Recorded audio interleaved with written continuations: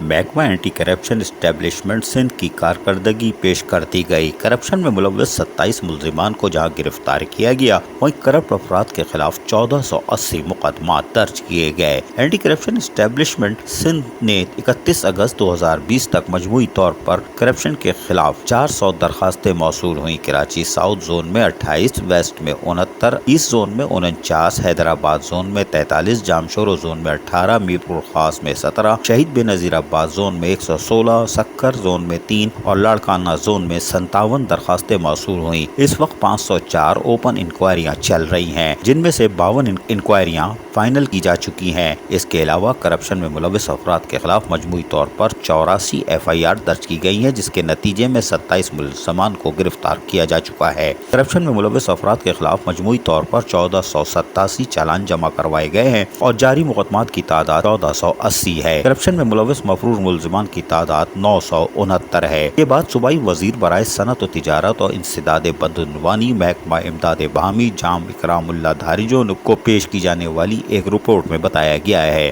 Report میں مزید کہا گیا ہے کہ اینٹی کرپشن اسٹیبلشمنٹ سندھ نے کرپشن کے خلاف بھرپور کارروائی کرتے ہوئے بااثر ملزمان کو گرفتار کیا، جن میں 30 کروڑ روپے کی سرکاری زمین خرد کرنے والے اسسٹنٹ کمشنر لطیف آباد اعجاز احمد ہالوپوٹو اور دیگر، جبکہ محکمہ تعلیم میں غیر قانونی تقرریاں کرنے والے assistant district education officer Matiari Muhammad Siddique Shahani اور دیگر کو کے ساتھ ساتھ محکمہ ایکسائز میں گاڑیوں کی غیر قانونی رجسٹریشن میں ملوث excise and taxation officer Parvez Rana, دیگر کے ساتھ ساتھ دوائیوں اور فنڈز میں خرد کرنے پر میڈیکل سپرنٹینڈنٹ سول ہسپتال جبکہ جیکبات ڈاکٹر غضنفر علی بگٹی اور دیگر کے خلاف کارروائی جاری ہے، جبکہ لوکل گورنمنٹ میں 5 کروڑ روپے کے فراڈ میں ملوث بلدیہ غربی کراچی میں چیئرمین اظہار الدین احمد خان اور دیگر کے ساتھ ساتھ سندھ یونیورسٹی میں فنڈز میں 738 ملین روپے کی خردبود میں ملوث ڈاکٹر علی پگڑو کو گرفتار کیا گیا ہے، جبکہ vice chancellor Sindh university doctor Fateh Muhammad بروقت اور دیگر 66 افراد کے خلاف کارروائی شروع کر دی گئی ہے۔ رپورٹ میں بتایا گیا ہے کہ کرپشن کی شکایت ملنے پر local government, works and services, fisheries, public health, engineering, صحت، ایگریکلچر، سندھ ٹیکنیکل ایجوکیشن و